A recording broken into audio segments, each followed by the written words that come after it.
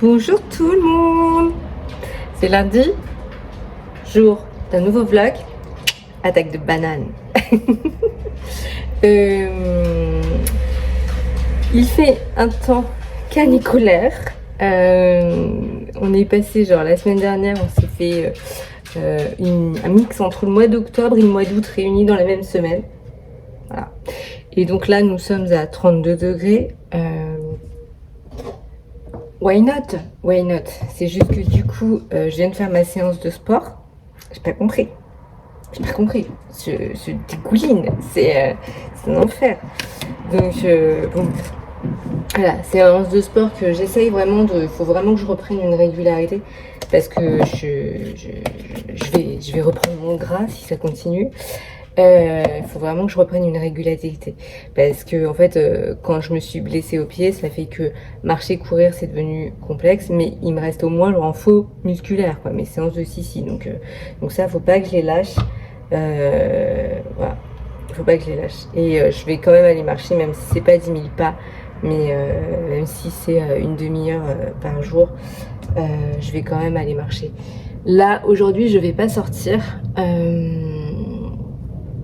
Je m'étais posé la question d'aller sur Paris, etc. Je vais mettre des fruits surgelés. Je vais me faire un smoothie protéiné. Banane, j'ai de la prot de vanille et fruits rouges surgelés. Comme ça me fera un petit smoothie un peu frais, un peu sympa. Bon, il doit être 11 h, mais c'est quasiment mon petit déj. Donc je te disais, je vais potentiellement pas sortir aujourd'hui, ne serait-ce que pour... si j'irai juste du coup marcher ce soir en fin de journée. J'attendrai que la chaleur redescende un peu. Et puis, que dire, ouais, du coup, je vais continuer à avancer sur publication et mes projets. Sachant que la publication d'aujourd'hui est prête, c'est plutôt... j'arrive pas à me concentrer à faire deux choses en même temps. C'est plutôt celle de demain, mais réelle en fait. En fait, ce qui est compliqué, c'est que c'est la dernière semaine de mai et que je n'ai pas fait tout ce que j'étais censée. J'ai pas fait, en termes de publication, j'ai pas fait tout ce que je fais d'habitude. Les petites potions, la plante du mois. Du coup... Je pense que demain, tout à l'heure, je vais tourner un réel sur la plante du mois, sur ses propriétés ésotériques. Et puis son entretien, etc. etc. Il faudra aussi que je fasse une petite peinture sur mon carnet. Voilà, et peut-être que ce que j'ai déjà tourné, je le garderai pour le mois de juin, en fait. Je sais pas comment je vais goupiller le truc. On verra. Arrêtez de se prendre la tête, on verra. On a du contenu d'avance, c'est pas mal. Et puis, du coup, voilà, je vais tourner un ou deux trucs et puis je ferai... Oh là là, j'arrive pas ce matin. C'est la chaleur, ça vous tue les neurones, ce truc. Et après, je m'occuperai de mes projets. Mais je commencerai par écrire aujourd'hui. Je commencerai par écrire et puis après, et je reprendrai une session d'écriture ce soir. L'idée va être écrire peinture, comme la semaine dernière. Demain, psy. Mercredi, pique-nique copine. Donc, pas mal. Pas mal du tout. Bon, je vais me faire mon smoothie, je vais aller prendre une douche. Je vais me faire mon smoothie. Demain, la beauté, ce rose là, ça c'est du petit déjeuner. Tu vois, t'es une princesse ou tu l'es pas quoi. Je suis pas une princesse, je suis une sorcière. Wesh. J'ai horreur des princesses en plus. Et bah c'est super bon. C'est très très très bon. Attendez, je vais vous tirer votre petite carte en même temps et je vais me tirer la mienne. Le temps qu'on boive ce merveilleux petit déjeuner protéiné smoothie tout rose, on va se tirer une petite carte pour démarrer cette nouvelle semaine. Et puis après, j'ai plein de trucs à vous montrer parce que J'ai fait du rempotage hier parce que j'ai une Monstera Adansonii qui galère.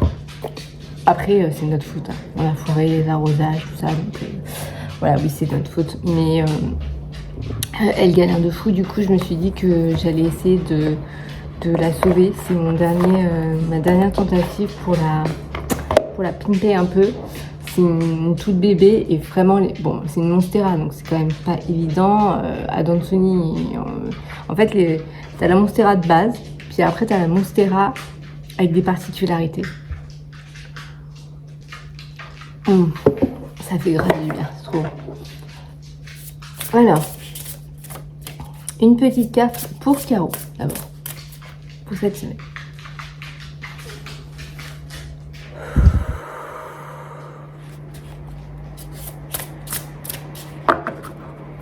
Une petite carte pour cette semaine. C'est à portée de main. C'est bon, ça veut dire que je peux y arriver. Je peux y arriver. Et vous?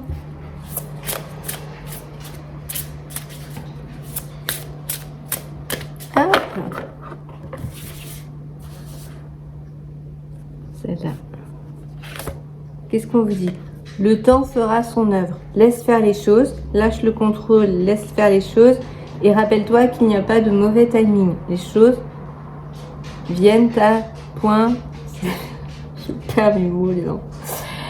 Bon, chaque chose en son temps, quoi. Les choses arrivent au moment parfait pour toi.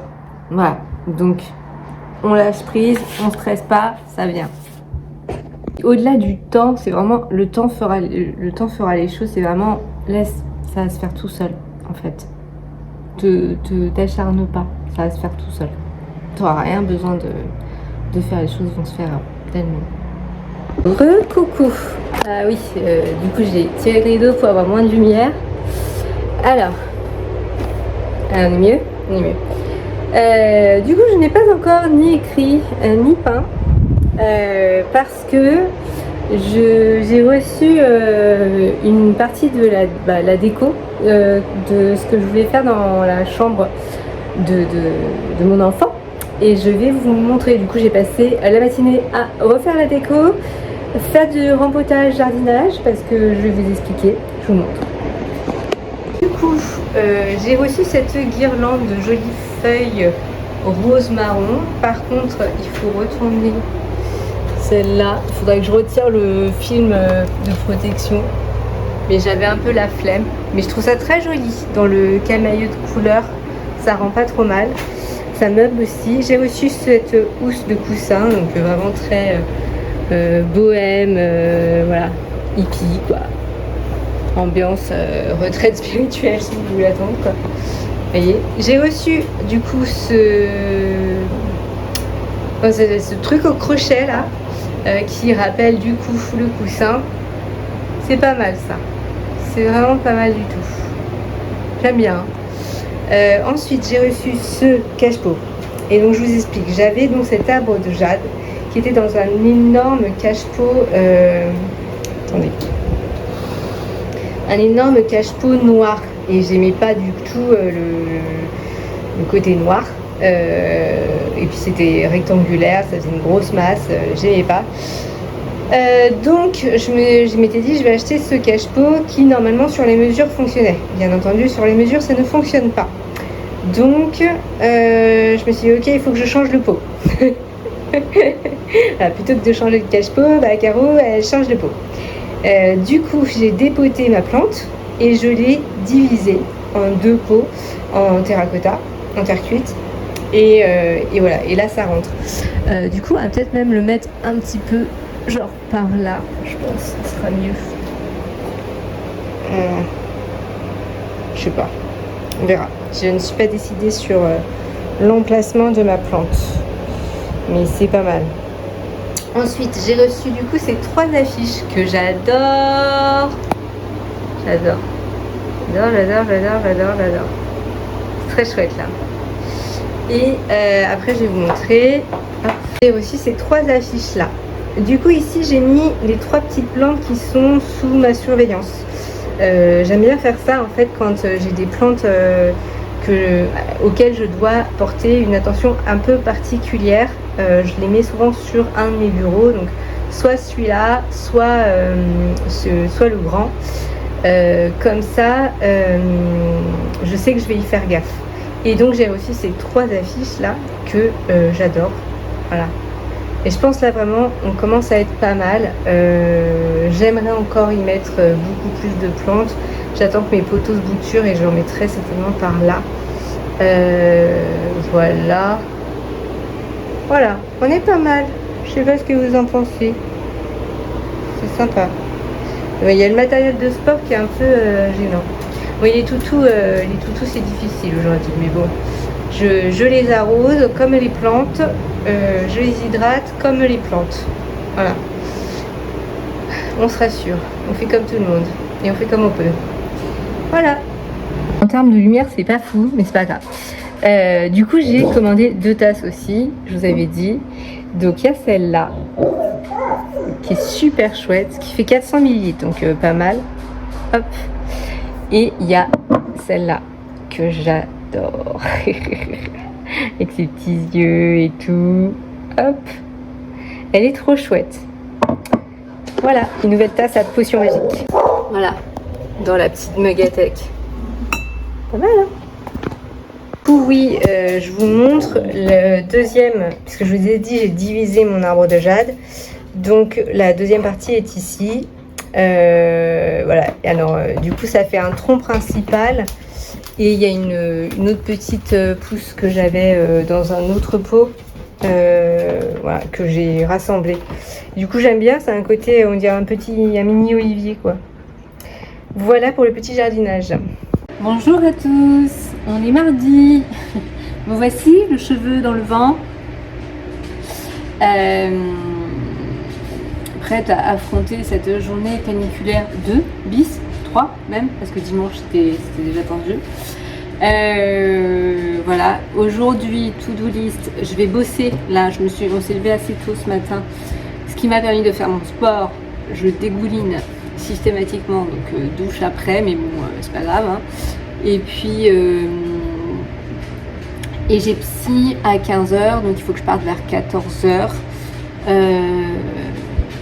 Voilà, je voudrais je vais aller chercher des donuts, je vous montrerai ça. Parce que demain j'ai pique-nique avec mes amis et je leur ai dit je ramène le dessert et je sais que je vais leur ramener des donuts de là où je vais. Je vous montrerai, c'est une tuerie. Je vais prendre une box je pense et puis j'en prendrai pour moi et mon chéri comme ça ce soir. Il va me dire ah non on est en semaine, on mange pas ça, mais voilà, hein, ça sert à quoi de faire autant de sport si on peut pas se faire plaisir à côté. Donc ça, voilà, la to-do list du jour. Du coup, je vais essayer de faire mes 3 croquis de mes 3 cartes. J'avance de cette façon sur mon oracle, c'est-à-dire que je fais 3 croquis ancrage par jour et 1 à 2 peintures par jour. Autant vous dire que là j'en ai 13 de créés, donc c'est déjà cool. En fait ça avance assez rapidement. Les textes je les ai dans la tête et je sais que ça va venir tout seul une fois que je serai sur mon clavier. Là vraiment j'ai pas besoin de réfléchir, je sais ce que j'ai à dire. À partir du moment où j'ai les thèmes des cartes, je sais exactement ce que je vais pouvoir dire et comment je vais pouvoir le dire. Donc j'ai aucun doute sur le texte, ça va venir tout seul.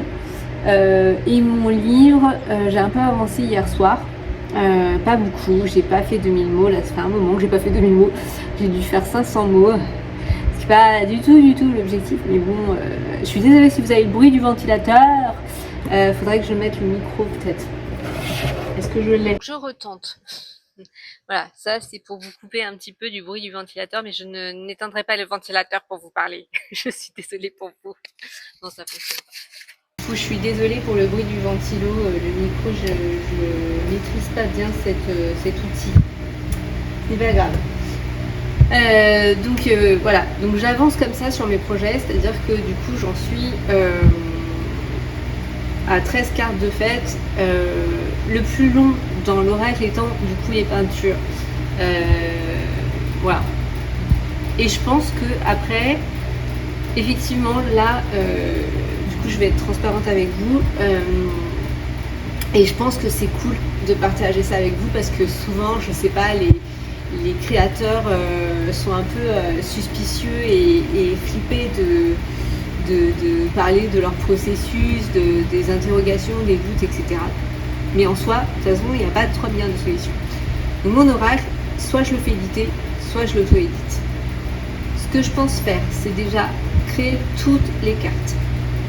Ensuite, je vais faire une mise en page, mais pour 10 cartes. Ces 10 cartes avec le texte, je vais les envoyer en maison d'édition.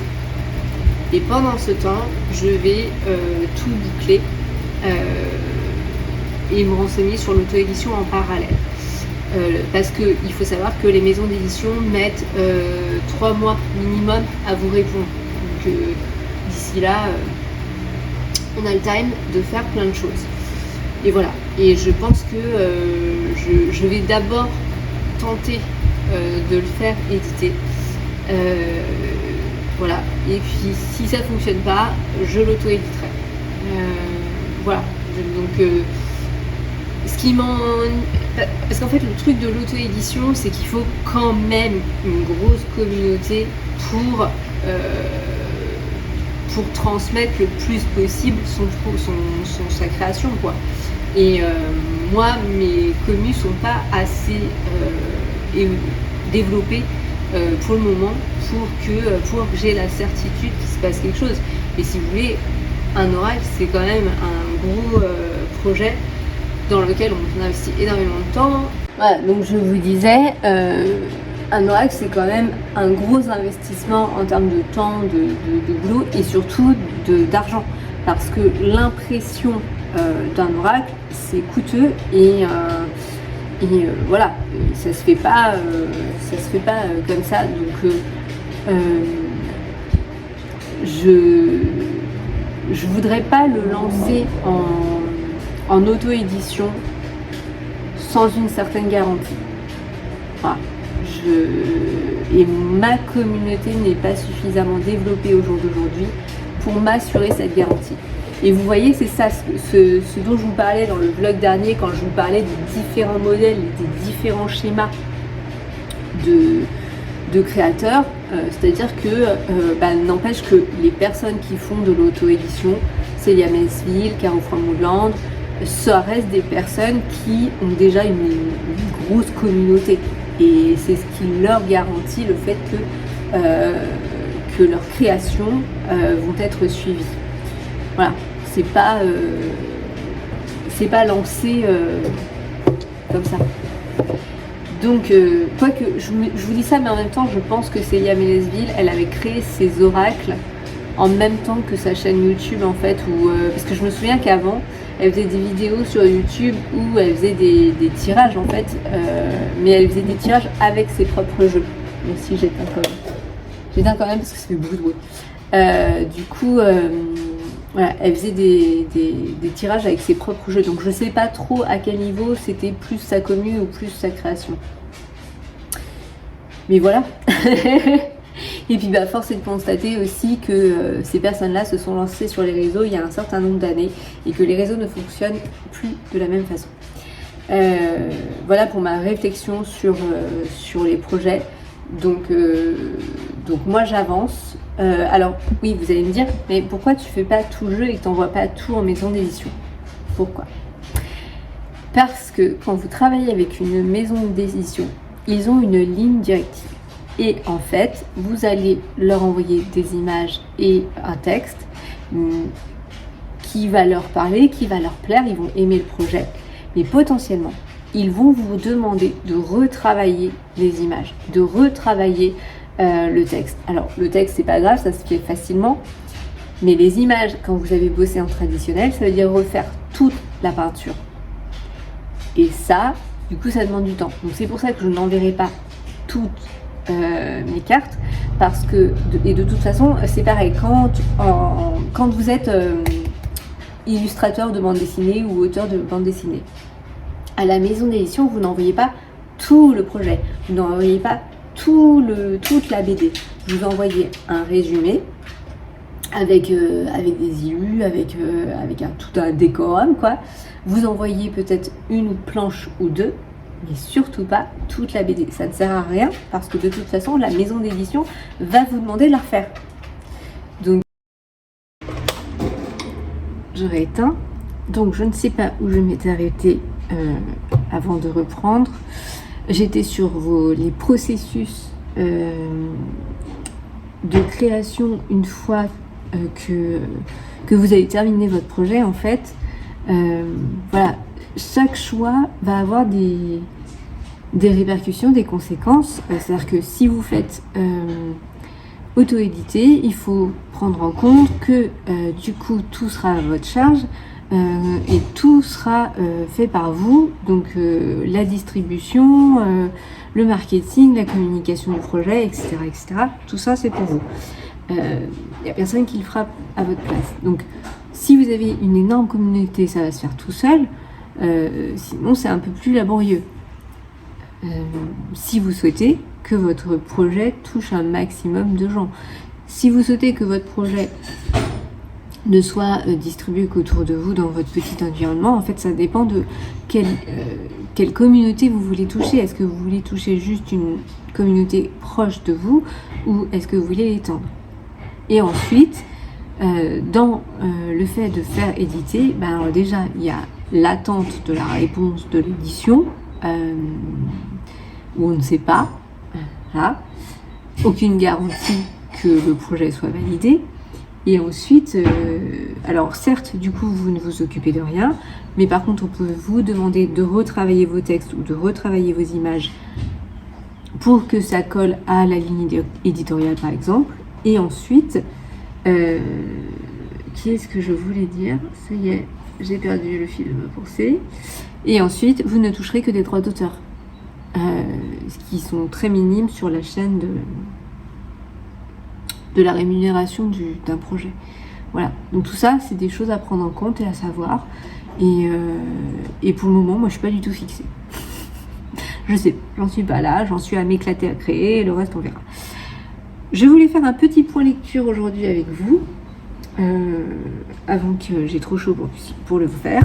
Donc hier soir j'ai terminé ce roman là dans la maison, qui est un roman ado thriller que j'ai vu passer sur TikTok certainement. Je crois que j'en ai rapidement entendu parler et j'en ai rapidement entendu parler en bien. C'est l'histoire de 8 gamins, donc 4 filles, 4 garçons. Lycée artistique, voilà, ils ont des projets d'art. Ils sont très très cool, très très popus dans leur lycée et tout le monde rêve un peu d'intégrer la bande mais n'y arrive pas. Voilà. Et du coup ils passent un week-end dans la maison de famille d'un des gamins et l'idée c'est de passer un week-end à se faire peur. Donc à chaque fois qu'ils ont peur, ils se prennent 4 shots de vodka. Donc bien entendu, plus on a peur, plus on est torché. Et en fait, au fur et à mesure de l'histoire, ils disparaissent les uns à la suite des autres. Et on pige pas. Puis il y a des apparitions, il y a des trucs qui se passent dans la maison. Voilà. Donc effectivement, ça devient de plus en plus flippant. C'est un poil friqué et ça tient en haleine. On a envie de savoir ce qui se passe dans cette maison, pourquoi ces gosses disparaissent, aussi insupportables soient-ils. On a quand même envie de comprendre pourquoi ils disparaissent. Puis je dis aussi insupportable soit-il, non pas tant que ça, parce que c'est quand même une part de l'adolescence que j'aime bien.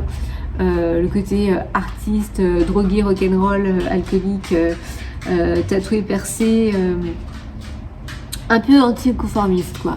Voilà, ils ont ce côté adolescent anticonformiste que je ne retrouve pas du tout dans l'adolescence d'aujourd'hui. Voilà, donc bon. Et j'ai tout aimé, sauf le dénouement. C'est-à-dire que la fin, je sais pas, je me suis dit waouh, c'était ça. Alors je ne sais pas si vous l'avez lu. Si vous l'avez lu et que vous êtes allé au bout, s'il vous plaît, donnez-moi votre avis. Je suis curieuse parce que j'étais déçue. J'avais pas idée. J'étais fortement déçue. Bon, bref, du coup, voilà, c'est terminé. Je le rendrai à la bibliothèque. Au revoir. Et je sais pas si je vous avais parlé de l'autre livre que j'avais lu de la bibliothèque. Il faudrait peut-être que je vous en parle. Attendez, bougez pas. Voilà, donc poursuivons ce petit bilan de lecture avec mes lectures du mois de mai. En plus, ça tombe bien, nous sommes la dernière semaine de mai, donc c'est parfait. Voilà, je vous ferai. Du coup, on aura fait un petit point jardin et un petit point lecture. C'est très cool. Alors, reprenons. Je me concentre. Donc, est-ce que je vous ai parlé de ce livre-là, Sans filtre et autres mensonges de Crystal Maldonado? Alors, je me souvenais pas, mais j'avais déjà lu un livre de Crystal Maldonado qui était, attendez, parce que j'ai vu voilà, Gros tracas pour Charlie Vega, et c'était l'histoire d'une jeune fille qui, je crois, écrivait des histoires. Ouais. Et qui était, donc il y a tout ce discours, dans les deux livres de Crystal Maldonado, il y a ce discours sur body positivisme. Alors, c'est de la littérature ado, mais pareil, très cool, très, très arc-en-ciel, quoi, très Bisounours-land. On aime bien. Et donc là, c'est l'histoire de Kat qui a 16 ans, qui est rondouillette. Et en fait, elle fait de la photographie et elle adore ça. Sauf qu'elle a deux défauts. Elle ment, elle raconte des petits mythos à droite et à gauche. C'est pour ça que ça s'appelle Autre mensonge. Et elle n'arrive pas à percer sur les réseaux avec ses photos. Elle fait des photos d'art, mais elle n'arrive pas à évoluer sur ses réseaux sociaux. Et du coup, elle va traîner avec une de ses copines et elle va la prendre en photo. Et en fait, elle va utiliser les photos de Becca pour créer un nouveau compte Instagram. Donc en gros, elle va usurper son identité et elle va gaper. Et donc, petit mensonge, gros mensonge hein, quand même. Pas cool. Et grâce à ça, elle va rencontrer une jeune fille. Voilà, donc c'est un peu sa petite vie, c'est un peu cette dérive du réseau social, cette course aux likes, aux chiffres, aux stats. Et en même temps, ce discours sur l'amour de soi, la confiance en soi, etc. etc. Quel est l'intérêt de mentir ? Sachant qu'en plus, du coup, elle a une histoire familiale un peu compliquée. En gros, ses parents sont toujours ensemble, mais quand ils ont eu son petit frère, ils se sont débarrassés d'elle, ils l'ont mis chez ses grands-parents. Donc elle se sent un peu abandonnée, un peu de trop. Et c'est d'ailleurs tout ce que va renvoyer souvent sa mère, de « tu es de trop, je ne te connais pas, et je n'ai pas envie de te connaître ». Voilà. C'était très chouette à lire, ça s'est lu très très facilement, vous vous en doutez, la littérature ado, mais vraiment c'était assez sympa à lire, j'ai passé un bon moment. Voilà pour celui-là. Ensuite, je pense que ça je vous ai déjà rapidement parlé, donc Sorcière citadine de Alexandra McCorvus, autrement dit je crois Chaudron et compagnie sur les réseaux, qui est une nana que j'adore. Je la trouve drôle, je la trouve pétillante, je la trouve... c'est une witchy, mais une witchy pas sage. Voilà. Et du coup, le côté sorcière citadine est super intéressant dans le sens où, en gros, Alexandra va vous dire, on a tous l'image de la sorcière dans sa petite cabane au fin fond des bois, qui cultive ses plantes, qui les fait sécher, qui fait ses petites potions avec. Ok, sauf qu'on n'a pas tous une cabane au fond des bois, même si on aimerait, fort. C'est pas le cas, en fait c'est pas forcément possible. Et la réalité c'est que la majorité d'entre nous habitons en ville. Et du coup Alexandra vient vous dire, voilà comment on va pouvoir faire avec l'environnement dans lequel on est, ce qu'on a sous la main et pour adapter sa pratique. J'ai un lutin qui passe, pardon, et c'est le lutin de la forêt, je l'ai récupéré. Qu'est-ce que vous voulez que je vous dise? Passons. Donc, voilà, on va faire avec l'environnement dans lequel on est, avec j'ai presque fini le cœur. Avec ce qu'on a sous la main. Donc il y a l'idée d'adapter sa magie, mais il y a aussi le fait que dans les villes, chaque grande ville de France a développé une symbolique ésotérique, magique, hyper importante et hyper puissante. Et ça, Alexandra va faire tout un chapitre dessus où elle va décortiquer les lieux, les monuments et l'énergie en fait magique de chaque grande ville de France. C'était super intéressant, donc je vous le recommande, surtout si vous habitez en ville et que vous êtes un peu intéressé par l'ésotérisme. Vraiment, n'hésitez pas. Voilà, et ma prochaine lecture, et après je vous laisse là. Je sais, on va laisser manger l'homme. La prochaine lecture que je vais ouvrir là cet après-midi, c'est le mythe de la main verte de Gabrielle, l'article donc Gabrielle sur les réseaux sociaux et de son nom de petite sorcière. Le mythe de la main verte, guide pratique de sorcière pour sauver ses plantes. En ce moment, j'ai une obsession plantesque. Voilà, c'est comme ça. Chacun son délire. Et du coup, je pense que ce livre va totalement correspondre à mon mood du moment. Donc j'ai un peu hâte et je vous dirai ce que j'en ai pensé la prochaine fois. Voilà, je vous laisse. Je vous laisse. Coucou tout le monde, on est mercredi. J'ai passé la journée à pique-niquer avec mes copines et ça c'est trop cool. Ah ouais, on avait très chaud mais on s'est mis à l'ombre des arbres et du coup j'avais ramené les donuts que je vous ai montré hier dans un tout petit rush sur la boutique de donuts, qui est vraiment une boutique que j'aime énormément. Les donuts sont très bons. Alors oui, là on est clairement dans du sucre, du gras, tout ce qu'il faut pas, mais c'est tellement bon, c'est tellement bon. Et vraiment, je trouve que l'idée de se retrouver au parc avec les copines pour manger des donuts, c'est quand même très cool. Je voulais vous montrer parce que j'ai reçu mes nouvelles bébés vertes. Alors dans le jardin de la petite sorcière, ce matin, j'ai fait face à une attaque de trips et d'araignées rouges dans ma véranda sur 2 plantes, mon oranger et mon laurier. Donc je les ai traitées avec un mélange dans un pchit, un mélange d'eau, d'huile de neem et de savon noir. Et voilà, j'ai pchité, j'ai nettoyé avec du sopalin, je me lave les mains entre chaque plante et je repchite par prévention protection et ainsi que toutes les plantes à côté pour pas qu'elles soient trop contaminées. Mais du coup, j'ai reçu 3 nouvelles bébous de Plant Online, Baby Plant Online. Voilà, donc je voulais vous montrer ça. Ce sont de véritables merveilles. Donc, en premier lieu, mon coup de cœur, c'est un cactus, une succulente. Alors elles arrivent très très bien emballées dans des emballages plastiques qui maintiennent le pot et la plante et tout est enrobé de papier aussi pour pas que la terre s'échappe partout. C'est vraiment très très bien fait, ça arrive par Conopost, donc ça arrive très rapidement. Elles n'ont pas du tout souffert ni du transport ni de la chaleur. Je pense vraiment qu'elles arrivaient de l'entrepôt, j'ai l'impression quoi. Donc vraiment le trajet s'est très bien passé. Donc là, je les ai laissés là l'après-midi, le temps d'aller goûter avec mes copines, mais voilà.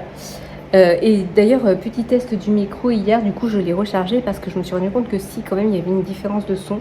Donc, potentiellement, je retenterai de l'essayer régulièrement. Donc, je me recentre. La première que j'ai prise, c'est une Lactea cristata. Donc, de la famille des succulentes.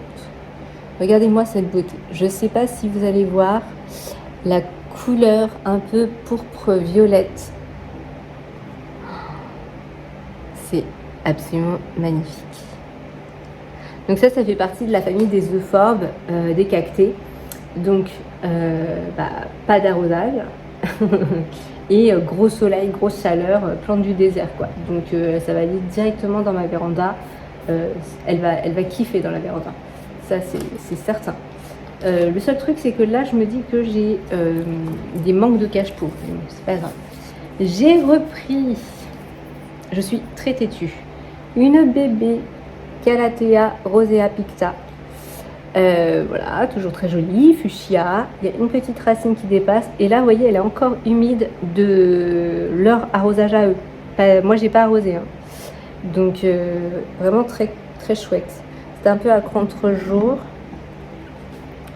Hop, voilà. Très, très belle. Alors, attendez. Comme ça, c'est un petit peu mieux. L'éclairage est pas fou. Mais j'ai dû tirer les rideaux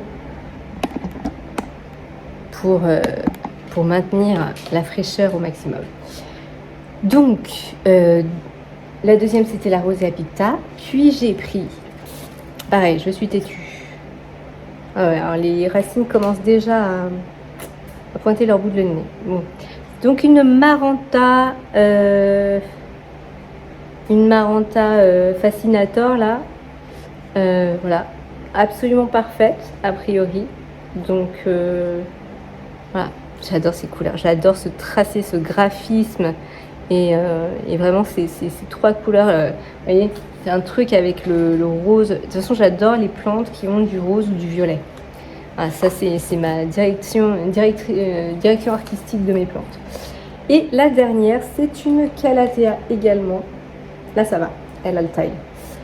Une Calathea orbifolia, voilà, qui est pareil, magnifique, très graphique. Je l'ai déjà eu, bien entendu, plusieurs fois. Je n'ai pas réussi à l'entretenir plusieurs fois, mais je vais y arriver parce que je suis persévérante et que voilà.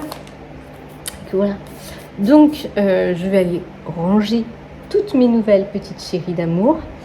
Et puis, je ne sais pas où d'ailleurs, mais on va aller les ranger. Je vais certainement travailler un petit peu jusqu'à l'heure de sortir les toutous. J'ai déjà fait le ménage ce matin, mais j'ai plein de travail en retard à faire. Donc je vais bosser. Voilà. Et puis je vous reprendrai certainement pour la conclusion de ce vlog en fin de semaine. Voilà.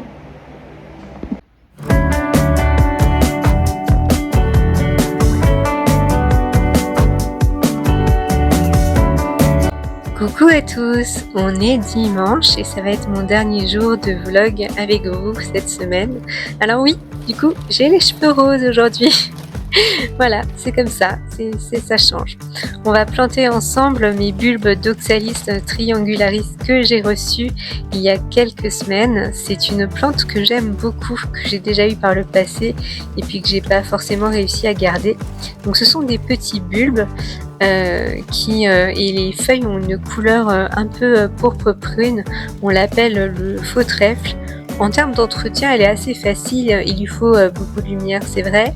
Mais en termes d'arrosage, c'est une fois par semaine sur le printemps-été et puis un petit peu moins en hiver. Voilà, il se peut que arrivé à l'automne, elle perd toutes ses feuilles, donc c'est parce que la plante rentre en dormance. Alors c'est pas grave, on coupe tout à la racine et puis ça repart de plus belle arrivé au beau jour. Donc je suis vraiment très contente d'en avoir à nouveau dans ma maison et puis du coup j'en ai fait 2 pots. Je pense que je vais en mettre une dans ma chambre et puis une dans la chambre de ma fille pour compléter la collection. Et en fait, quand mes enfants étaient petits, c'est ce que j'appelais la plante du dodo parce qu'elle a une particularité, c'est que quand la nuit vient, les feuilles se referment sur elles-mêmes.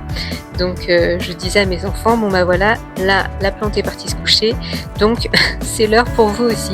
Et puis quand le soleil se lève, bah, du coup les feuilles se réouvrent. Donc voilà, donc j'ai mis mes petits bulbes en terre, j'ai recouvert d'1 à 2 cm de terre par-dessus et puis j'ai arrosé généreusement. Ce sera la fin de ce vlog, on va conclure ici sur cette petite plantation. J'espère que ça vous aura plu, même si je vous ai pas montré beaucoup de cuisine et beaucoup de travail, mais on a parlé bouquins, on a parlé des suites de la création et puis on a fait pas mal de jardinage ensemble, donc c'était assez varié. Voilà, je vous remercie énormément pour vos petits pouces, vos petits mots, votre soutien. Vraiment, ça me fait chaud au cœur.